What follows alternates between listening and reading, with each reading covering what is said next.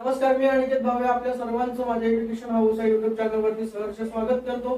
तर मागच्या video lecture मध्ये आपण बघितला होता कार्बन विषयी बेसिक माहिती. त्याच्यानंतर आपण बघितलं होतं संयुग आणि बंध म्हणजे काय आणि त्यांचे टाइप्स आपण बघितलेले होते. तर या व्हिडिओ लेक्चर मध्ये आपल्याला बघायचं आहे मिथेनचं रेषीय आणि ठिपका संरचना. त्याच्यानंतर आपण बघणार आहोत कार्बन एक बहुगुणधर्मी मूलद्रव्य. त्याच्यामध्ये आपण कार्बनची वेगवेगळे वैशिष्ट्य बघणार आहोत. त्याच्यानंतर आपण बघणार आहोत हायड्रोकार्बन्स म्हणजे काय, त्याचे प्रकार कोणते कोणते आहेत. त्याच्या पुढे जाऊन आपण बघणार आहोत कार्बनची शाखीय, सरळ आणि वलयाकृती संरचना किंवा शृंखला. तर आपण आजच्या व्हिडिओ लेक्चरला सुरुवात करूया.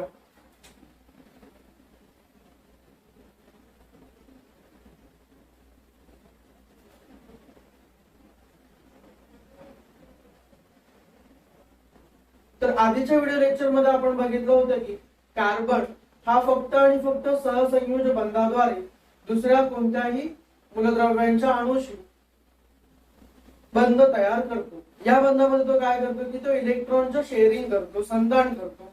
त्या ठिकाणी तो इलेक्ट्रॉनची देवाणघेवाण करत नाही. तर आता आपण बघणार आहोत मिथेनचं ठिपका संरचना पद्धत आणि रेषीय संरचना पद्धत. CH4 हे मिथेनचं रेणूसूत्र आहे आणि त्यालाच मिथेनचा आपण जे पहिलं बघणार आहोत ते बघणार आहोत रेषीय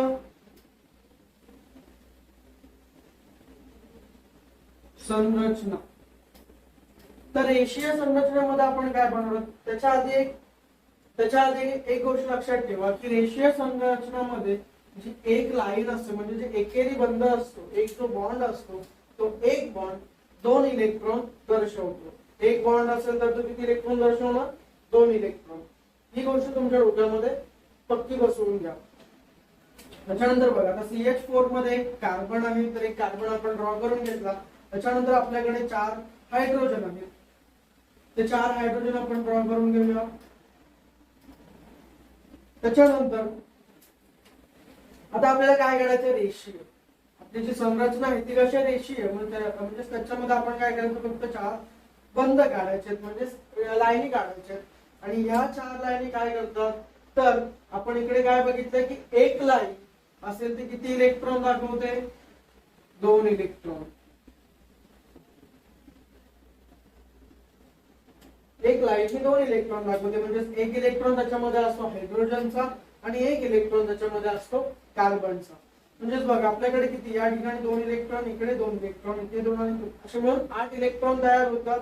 आणि 8 इलेक्ट्रॉन तयार झाल्याच्या नंतर म्हणजेच काय होतं तर कार्बनचे बाह्यतम कक्ष पूर्ण करण्यासाठी कार्बनला किती इलेक्ट्रॉन पाहिजे, 8. हे आपण मागच्या व्हिडिओ लेक्चर मध्ये बघितलं होतं. आणि हायड्रोजनला त्यांची बाह्यतम कक्ष पूर्ण करण्यासाठी किती इलेक्ट्रॉन पाहिजे, 2.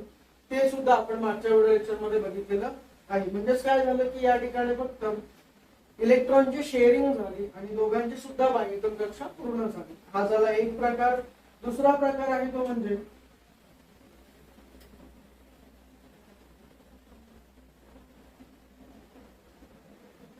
ठिपका संरचना पद्धत.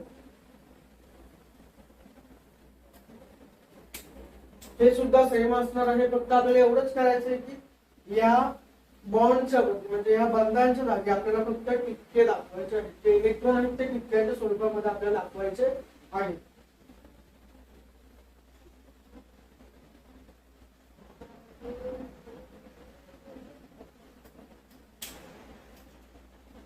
तर आपण जे कार्बनचे इलेक्ट्रॉन आहेत ते आपण लाल कलरने दाखवूया. कार्बनच्या बाह्यतम कक्षामध्ये किती इलेक्ट्रॉन असतात, 4 इलेक्ट्रॉन. त्याच्यामुळे आधी आपण कार्बनचे 4 इलेक्ट्रॉन दाखवून घेऊ.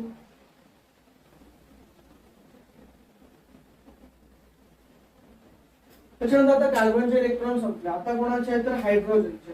एका हायड्रोजनच्या बाह्यतम कक्षामध्ये किती इलेक्ट्रॉन असतात तर 1 असतो. व त्याच्यामुळे प्रत्येक इलेक्ट्रॉन हायड्रोजनचा एक इलेक्ट्रॉन आपण दाखवून घेऊया.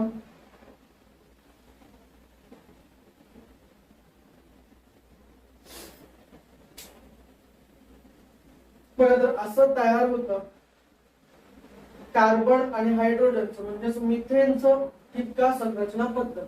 याच्यामध्ये एक इलेक्ट्रॉन आहे तो कोणाचा आहे, हायड्रोजनचा, आणि दुसरा इलेक्ट्रॉन कोणाचा आहे, कार्बनचा. अशा तऱ्हेने बघा, हायड्रोजनला त्याची बाह्यतम कक्षा पूर्ण करण्यासाठी 2 इलेक्ट्रॉन पाहिजे, ते एक हायड्रोजन आणि एक कार्बनचा मिळून होऊन जातात.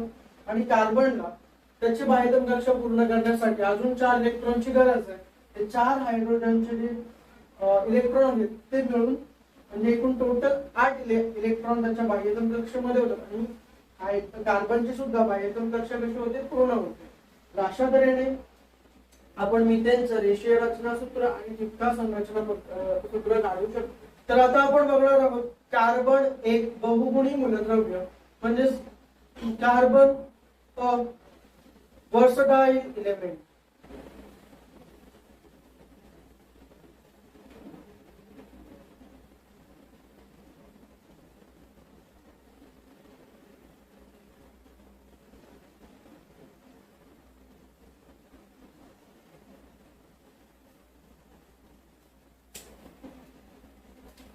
बघा, कार्बन पासून तयार होणाऱ्या संयुगांची संख्या ही आतापर्यंत जवळपास एक 10 दशलक्ष एवढी आहे. तर आता एवढी मोठी जी संयुगांची जी संख्या आहे कार्बन पासून तयार होणार, ती तयार कशी झाली? तर आपल्या सर्वांनाच माहित आहे की कार्बन काय करतो, इलेक्ट्रॉनचं शेअरिंग करतो. आणि ते इलेक्ट्रॉनचं शेअरिंग करत असल्यामुळे कार्बन पासून वेगवेगळी खूप मोठमोठी संयुग तयार होतात. आणि त्यामुळे कार्बनची आतापर्यंतची जी संख्या आहे संयुगांपासून तयार होण्याची ती 10 दशलक्ष एवढी आहे. यामध्ये आता बघा, छोट्यातला छोटा असेल ते CH4 मिथेन सुद्धा त्याच्यामध्ये येतं. आणि त्याच्यापासून खूप जे मोठं आहे ते म्हणजे सगळ्यात मोठं असणारं DNA सुद्धा कार्बन पासूनच तयार झालेलं आहे. त्याच्यामुळे DNA ची संख्या कशी असते, मोठमोठे असते. त्याचसोबत वेगवेगळे जे काही महारेणू असतात कार्बनचे ते सुद्धा खूप मोठे मोठे असतात. तर कार्बन हा एक सहसंयोज बंध तयार करतो आणि त्या सहसंयोज बंधामुळे कार्बनची वेगवेगळी वैशिष्ट्ये तयार होतात.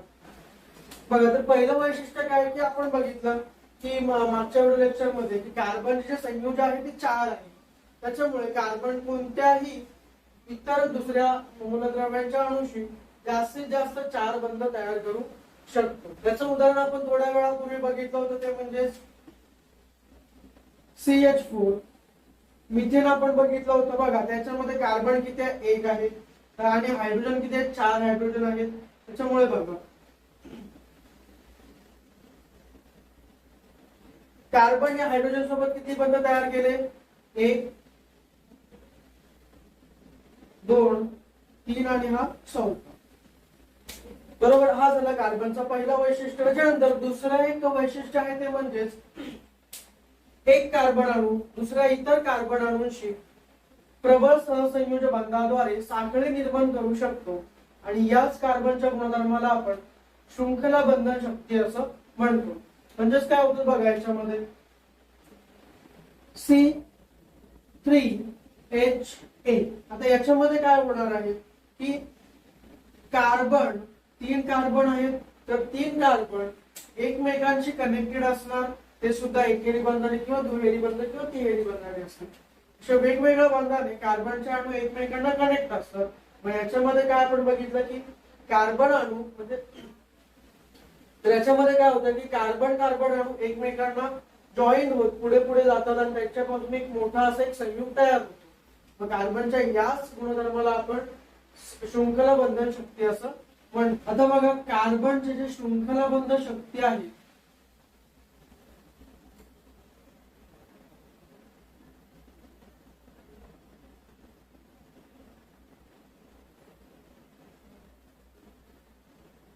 त्याचे वेगवेगळे प्रकार आहेत.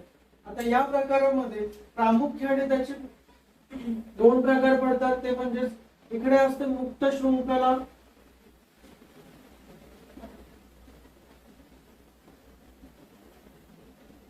त्याच्यानंतर दुसरी असते ती म्हणजेच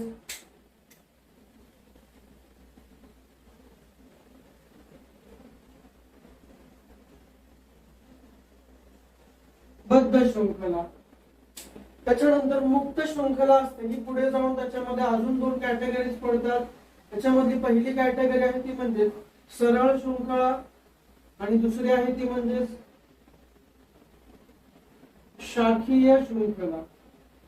अशा भागांमध्ये शृंखला बंध शक्तीचे वेगवेगळे टाइप्स पडतात. आता हेच टाइप आपल्याला पुढे जाऊन बघायचे आहेत. त्याच्याआधी तुम्हाला एवढं तर समजलं असेल की नावावरूनच त्यांच्या मुक्त म्हणजे काय की ज्याला कोणत्याही प्रकारे अंतर नाही. म्हणजे ते आपण कसं बघा, जर का तुम्ही किरण बघितला असेल तर किरण काय होतो, एका दिशेने पुढे पुढे जात राहतो, तो पुन्हा मूळच्या स्थानावरती परत येत नाही. म्हणजेच काय झालं तर तो मुक्त आहे. बरोबर, तो पुढे पुढे काय होणार, वाढत वाढत जाणार आहे.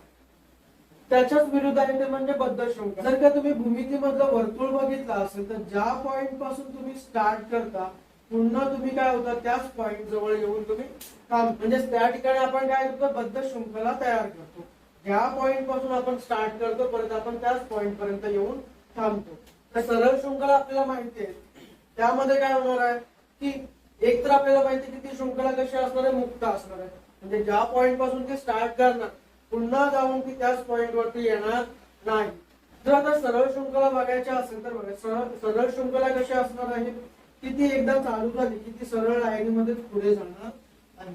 आणि जर शाखीय शृंखला असेल तर शाखीय शृंखला कशी असणार आहे, तर ती पुढे गेली पुन्हा ती बॉटमला आली, त्याच्यानंतर पुन्हा ती पुढे जाईल किंवा अजून ती कुठेही त्याला अजून फाटे फुटते, म्हणजे त्याला फाटे फुटत जातात. हे आपल्याला पुढे जाऊन बघायचं आहे. तर आता आपण याच्यासाठी एक एक उदाहरण बघूया आणि पुढे जाऊया. बघा, पहिली गोष्ट आहे ती म्हणजे आपण बघूया बद्ध शृंखलेसाठी. तर बद्ध शृंखलेसाठी आपली उदाहरण आहे ते म्हणजे C5H10. C5H10 त्याच्यामध्ये बघा किती आपल्याकडे कार्बन आहेत, 5 कार्बन आहेत. त्या 5 कार्बनला एका स्ट्रक्चर मध्ये आपण फॉर्म करून घेऊया.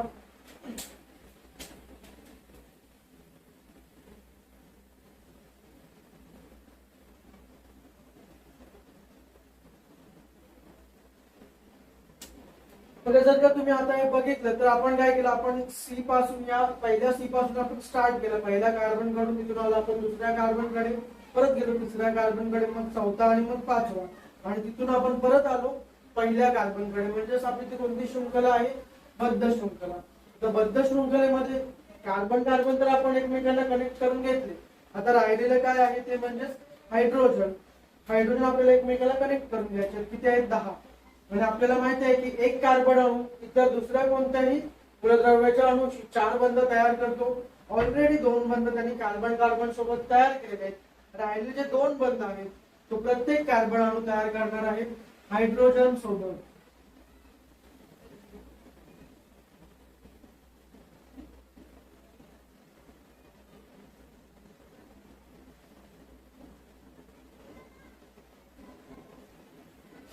तर बघा, अशा तऱ्हेने तयार होतं ते म्हणजेच बद्ध शृंखला, ज्याच्यामध्ये तुम्ही एका पॉइंट पासून स्टार्ट करता आणि परत त्याच पॉइंट कडे येऊन तुमचा एंड होतो. त्याच्यानंतर आता बघूया आपण सरळ शृंखलेसाठी उदाहरण. सरळ शृंखलेसाठी आहे C3H8. C3H8. मग याच्यामध्ये सुरुवातीला आपण काय करणार, 3 कार्बन काढून घ्यायचे. त्याच्यानंतर त्यांना एकमेकांच्या आधी आपण कनेक्ट करून घेऊया. आणि राहिलेले आता बघा त्यांनी काय केलंय की ऑलरेडी ऑलमोस्ट 2 कार्बनचा एक एक जे बंध आहे ते एक एक बंध त्यांनी कार्बन कार्बन सोबत तयार केलाय. तर या मधल्या कार्बननी 2 बंध कार्बन कार्बन सोबत तयार केले. म्हणजे राहिलेले बंध आहेत 2 किंवा 3 असतील ते आपण ते तयार कोणासोबत करणार आहेत, हायड्रोजन सोबत.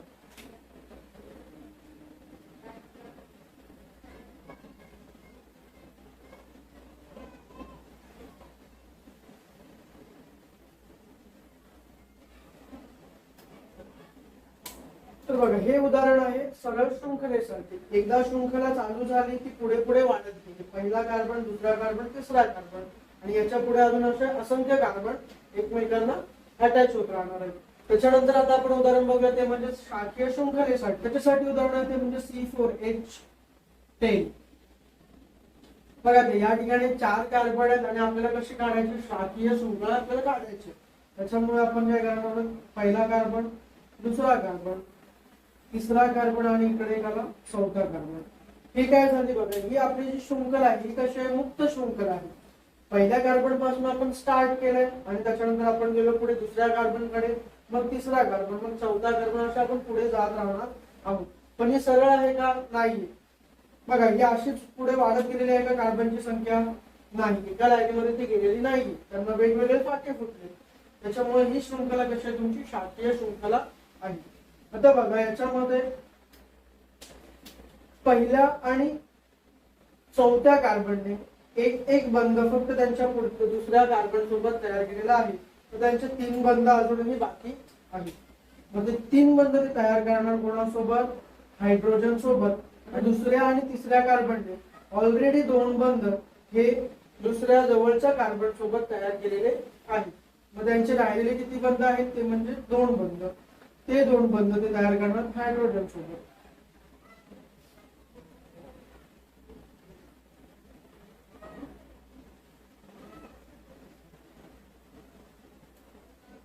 तर ही आहे तुमची शाखीय शृंखलेसाठीचं उदाहरण. तर कार्बनचं तिसरं वैशिष्ट्य आहे ते म्हणजेच की कार्बन कार्बन अणूंमध्ये मग ती कार्बनची संख्या 2 असेल, 3 असेल, 4 असेल, 5 असेल किंवा त्याच्या पुढे अजून कितीही असतील, त्या कार्बनच्या संख्येमध्ये 1, 2, 3 असे सहसंयोजी बंध तयार होतात. त्यालाच आपण एकेरी, दुहेरी आणि तिहेरी सहसंयोजी बंध किंवा एकेरी बंध, दुहेरी बंध आणि तिहेरी बंध असं म्हणतो. तर त्याच्यासाठी एक उदाहरण आहे ते बघा, C4H10 हे आहे ब्युटेन. ब्युटेनचं बघा, आता ब्युटेन मध्ये आपण काय बघितलं की कार्बन कार्बन अणूंमध्ये किती बंध आहेत? 1 बंध आहे. पहिला कार्बन अणू, दुसरा कार्बन अणू यांच्यामध्ये 1 बंध, दुसऱ्या आणि तिसऱ्या कार्बन मध्ये सुद्धा 1 बंध आणि तिसऱ्या आणि चौथ्या कार्बन अणूमध्ये सुद्धा 1 बंध. त्याच्यामुळे हे जे उदाहरण आहे हे उदाहरण आहे तुमचं एकेरी बंधासाठी. आणि एकेरी बंध आपण नेहमी दाखवतो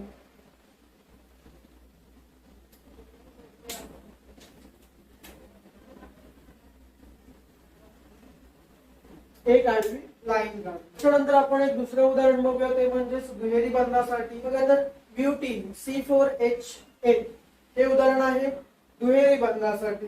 आता याच्यामध्ये जर तुम्ही नीट बघितलं व्यवस्थितपणे तर पहिला कार्बन अणू, दुसरा कार्बन अणू यांच्यामध्ये फक्त एकच बंध आहे म्हणजे एकेरी बंध आहे.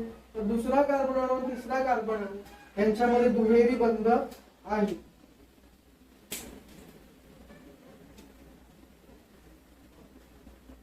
यांच्यामध्ये कसा दुहेरी बंध आहे. म्हणजेच काय झालंय की बघा दुसऱ्या कार्बन अणूने 1 बंध तयार केलाय पहिल्या कार्बन सोबत, दुसरा बंध तयार केलाय एका हायड्रोजनच्या अणू सोबत आणि तिसरा आणि चौथा बंध तयार त्यांनी केलेला आहे तो म्हणजे तिसऱ्या कार्बन सोबत.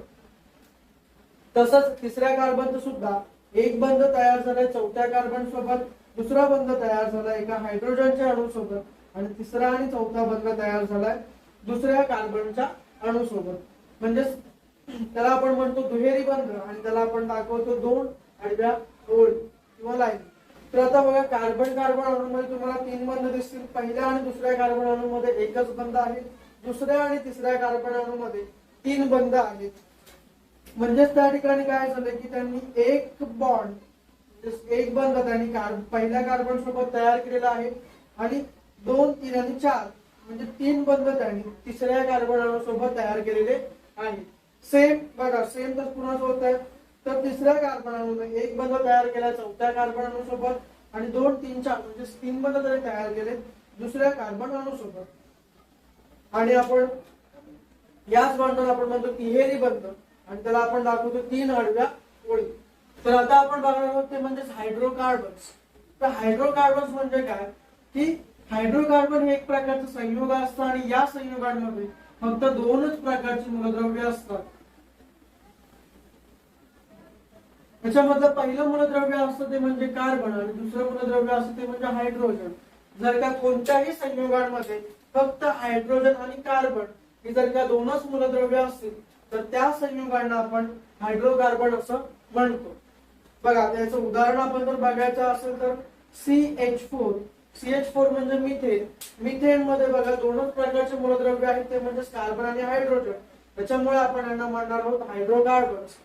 त्याशिवाय दुसरं आहे ते C5H12 हे आहे पेंटेन. पेंटेन मध्ये सुद्धा बघा कार्बन आहेत आणि हायड्रोजन आहेत, त्याच्यामुळे आपण याला सुद्धा काय म्हणतो हायड्रोकार्बन. पण जर का तुम्ही इकडे बघितलं तर CO2 याच्यामध्ये काय आहे कार्बन आणि दुसरा आहे तो ऑक्सिजन, त्याच्यामुळे आपण याला हायड्रोकार्बन म्हणणार नाही. हा एक झाला. त्याच्यानंतर दुसरा आहे तो C6H12 आणि O6 म्हणजेच ग्लुकोज. ग्लुकोज मध्ये जर का तुम्ही बघितलं तर ग्लुकोज मध्ये काय आहे कार्बन आहे, हायड्रोजन आहे आणि त्यासोबत ऑक्सिजन आहे. आपल्याला काय पाहिजे फक्त दोनच मूलद्रव्य, त्याच्यामधलं पहिलं आहे ते कार्बन आणि दुसरं आहे ते हायड्रोजन, आणि या ठिकाणी त्यांच्या सोबतच कोण आहे ऑक्सिजन सुद्धा आहे. त्याच्यामुळे आपण या सुद्धा संयुगाला आपण हायड्रोकार्बन म्हणणार नाही. तर तुम्हाला जर एवढं समजलं असेल तर हायड्रोकार्बन मधला दुसरा पॉइंट आहे तो म्हणजे जर का कार्बन कार्बन अणूंमध्ये एकेरी बंध असेल, मग ते कार्बनची संख्या कितीही असू द्या, 3 असेल 4 असेल किंवा अजून त्याच्या पुढे कितीही कार्बन असतील, जर का त्यांच्यामध्ये फक्त एकेरी बंध आहे तर त्या कार्बनला आपण म्हणतो संपृक्त हायड्रोकार्बन्स म्हणजे सॅच्युरेटेड हायड्रोकार्बन्स असं आपण त्याला म्हणतो. त्याचं उदाहरण आहे ते म्हणजे CH4C5H12 हे सुद्धा याचं उदाहरण आहे. याचं आपण एक स्ट्रक्चर बघूया आणि आपण मग पुढे जाऊया. आपण बघणार उदाहरण C5H12 म्हणजे पेंटेनचं. पेंटेन मध्ये जर का बघितलं तर पेंटेन मध्ये कार्बन किती आहेत 5, 1 2 3 4 आणि 5. 5 कार्बन आहेत. त्या 5 कार्बनला आधी आपण एक जॉईंट करून घेऊया म्हणजे त्यांच्यामध्ये एक एकेरी बंध देऊया. त्याच्यानंतर आता बघा पहिला आणि तिसरा शेवटचा कार्बन सोडून, पहिला आणि शेवटचा कार्बन सोडून बाकीच्या सर्व कार्बनला आपण मध्ये 2 बंध देणार आहोत आणि बाकी पहिल्या आणि तिसऱ्या कार्बनला फक्त 3 बंध द्यायचे. त्याच्यानंतर आता आपण त्या बंध दिल्या ठिकाणी आपण हायड्रोजन देणार.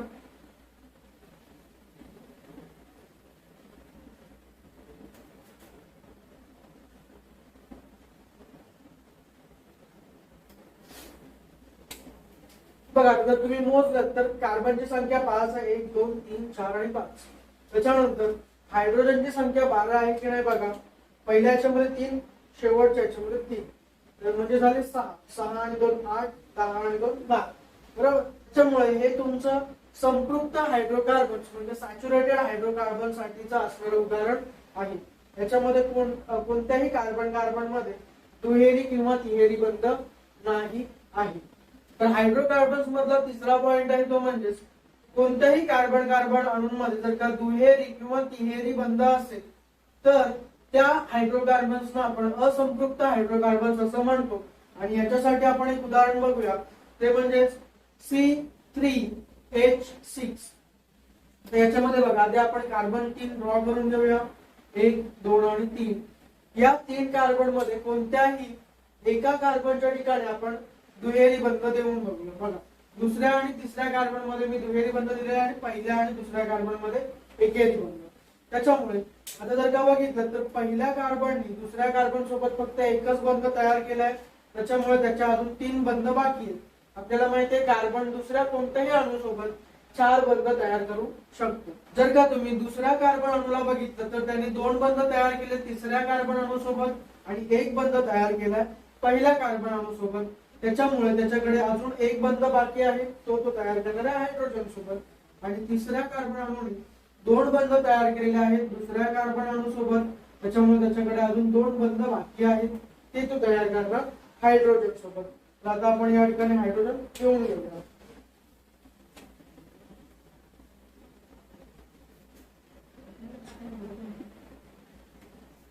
हे तुमचं उदाहरण आहे असंपृक्त हायड्रोकार्बन्स मध्ये दुहेरी बंधासाठी. बघा तर तुम्हाला कसं समजणार की त्या पर्टिक्युलर संयुगांमध्ये म्हणजे हायड्रोकार्बन मध्ये एकेरी बंध आहे, दुहेरी आहे का तिहेरी बंध आहे हे तुम्हाला कसं समजणार. त्याच्यासाठी बघा पहिला तुमचा जो फॉर्म्युला आहे एकेरी बंधासाठी तो CnH2n+2 करायचं. म्हणजेच काय तर जेवढे तुमचे कार्बनचे नंबर असेल, समजा तुमच्याकडे 3 कार्बन आहेत तर 3 कार्बन H हायड्रोजन तुमच्याकडे किती असले पाहिजे तर 2 गुणिले 3 करायचं आणि त्याच्यामध्ये 2 ऍड करायचे म्हणजे तुमचं एक होणार C3H8. म्हणजे थोडक्यामध्ये काय की जेवढे तुमची कार्बनची संख्या असेल त्याचा दुप्पट करायचं म्हणजे त्याला 2 ने गुणाकार करायचा आणि जर का तुम्ही त्याच्यामध्ये 2 मिळवायचे, मग जर का कार्बनच्या दुप्पटीपेक्षा जर का 2 जास्त असेल त्या संयुगांमध्ये हायड्रोजनची संख्या, तर ते कसं असणार आहे, ते असणार आहे संपृक्त हायड्रोकार्बन्स किंवा सॅच्युरेटेड हायड्रोकार्बन्स. तर तुम्हाला जर समजणार आहे, आता संपृक्त हायड्रोकार्बन्स तुम्हाला समजलं की जर का जे काही कार्बनचे जेवढे नंबर असतील त्याच्यापेक्षा जर का जास्त म्हणजे त्याच्या दुप्पटीपेक्षा जर का हायड्रोजन 2 ने जास्त असतील तर ते असणार आहे संपृक्त हायड्रोकार्बन्स म्हणजे सॅच्युरेटेड हायड्रोकार्बन्स. हे तुम्हाला समजलं. पण आता असंपृक्त हायड्रोकार्बन्स तुम्हाला कसे समजतील, त्याच्यामध्ये दुहेरी बंध आहे की तिहेरी बंध आहे. तर त्याच्यासाठी बघा CnH2n तुम्हाला त्या ठिकाणी करायचं आहे. म्हणजेच काय तर बघा त्या ठिकाणी येणार आहे C3 आणि H2 into 3 म्हणजे 6. मग तुमचं काय होणार C3H6. म्हणजेच काय तर जेवढी तुमची कार्बनची संख्या असेल त्याची दुप्पट जर का हायड्रोजनची संख्या असेल तर ते असं तुमचे दुहेरी बंध किंवा डबल बॉन्ड असणारे हायड्रोकार्बन्स. इथे एकेरी बॉन्ड, इथे असणारा डबल बॉन्ड आणि तिहेरी बॉन्ड म्हणजेच किंवा तिहेरी बंध असणाऱ्या ठिकाणी तुम्ही काय करणार आहात, तर त्या ठिकाणी CnH2n -2 करायचं. म्हणजेच काय तर C3H तुमच्याकडे असणार आहे 2 into 3 -2 म्हणजे तुमचं होणार C3H4. बघा या ठिकाणी काय होणार आहे की जेवढे तुमची कार्बनची संख्या आहे त्याचा गुणिले 2 केल्याच्या नंतर त्याच्यामधून तुम्ही जर का 2 वजा केले आणि जर का तेवढीच हायड्रोजनची संख्या असेल तर तुम्हाला समजलं पाहिजे की त्याच्यामध्ये किती बॉन्ड आहेत, तिहेरी बंध त्याच्यामध्ये आहे. या अशा पद्धतीने तुम्ही ओळखू शकता की असंतृप्त हायड्रोकार्बन्स मध्ये किती बॉन्ड्स आहेत, म्हणजे किती बंध आहेत. तर आता आपल्याला बघायचं आहे ते म्हणजे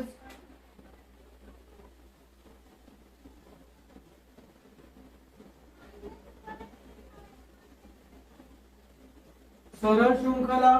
त्याच्यानंतर आपण बघणार आहोत शाखीय व वलयाकृती शृंखला. वलयाकृती आपण शृंखला बघणार ते सुद्धा आपण बघणार. तर आता आपण बघणार आहोत सरळ कार्बन अणूंमध्ये शाखीय शृंखला, सरळ शृंखला आणि वलयाकृती शृंखला आपल्याला बघायच्या आहेत आणि ते सुद्धा आपण बघणार आहोत संपृक्त हायड्रोकार्बन्स आणि असंपृक्त हायड्रोकार्बन्स मध्ये. तर बघा पहिलं आहे आपलं ते म्हणजे सरळ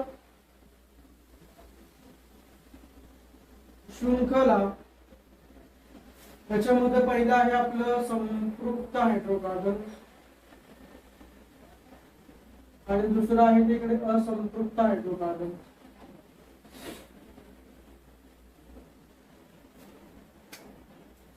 पण आपल्याला माहिती आहे की संपृक्त हायड्रोकार्बन्स म्हणजे काय तर त्यांच्यामध्ये फक्त कार्बन कार्बन अणूंमध्ये एकेरी बंध असतो. तर आता आपण सरळ शृंखलेसाठी आपण उदाहरण घेऊया ते म्हणजे C3H8 म्हणजे प्रोपेनचं. बघा आधी आपण सर्वात तर पहिली स्टेप असेल ती 3 कार्बन अणू काढून घ्यायचे. त्याच्यानंतर त्यांच्यामध्ये एकेरी बंध द्यायचा. त्याच्यानंतर आता बघायचं की कोणत्या कार्बन अणूने किती बंध तयार केलेले आहेत. पहिल्या कार्बन अणूने 1 बंध तयार केला आणि 3 बंध त्याचे तयार करायचे आहेत. दुसऱ्या कार्बन अणूने 2 बंध तयार केले, 2 बंध तयार करायचे आणि तिसऱ्या कार्बन अणूने 1 बंध तयार केला, 3 बंध तयार करायचे. मग त्या ठिकाणी आता आपण हायड्रोजन लिहून घेऊया. तर ही आहे आपली संपृक्त मधील सरळ शृंखला.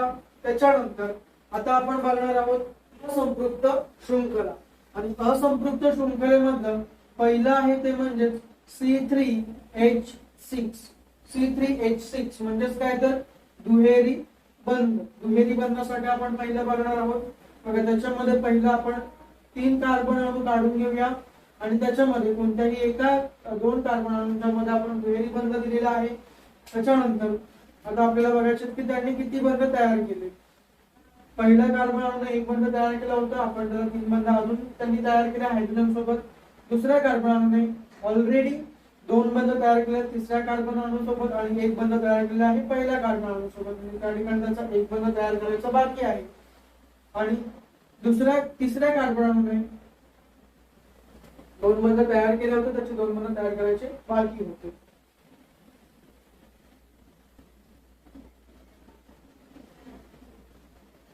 तर हे आहे तुमचं उदाहरण, ते म्हणजे असंपृक्त हायड्रोकार्बन साठी, आणि याला आपण म्हणतो प्रोपीन. जे आता आपलं असंपृक्त हायड्रोकार्बन्स मधलं जे दुसरं उदाहरण आहे ते आहे C3H4. C3H4 यालाच आपण म्हणतो प्रोपाइन. बघा याच्यामध्ये सुद्धा आपण काय करायचं, 3 कार्बन अणू पहिले काढून घ्यायचे, त्याच्यानंतर कोणत्या तरी 2 कार्बन अणूंच्या मध्ये आपण तिहेरी बंध देणार आहोत. त्याच्यानंतर आता बघा पहिल्या कार्बन अणूने दुसऱ्या कार्बन अणूसोबत 1 बंध तयार केला, त्याच्या अजून 3 बंध तयार करायचे बाकी आहेत. ते त्यांनी तयार केले हायड्रोजन सोबत. दुसऱ्या कार्बन अणूचे 3 बंध ऑलरेडी त्यांनी तयार केले तिसऱ्या कार्बन अणूसोबत, आणि 1 बंध त्यांनी तयार केलाय पहिल्या कार्बन अणूसोबत, म्हणजे त्याचे 4 बंध कंप्लीट झालेले आहेत.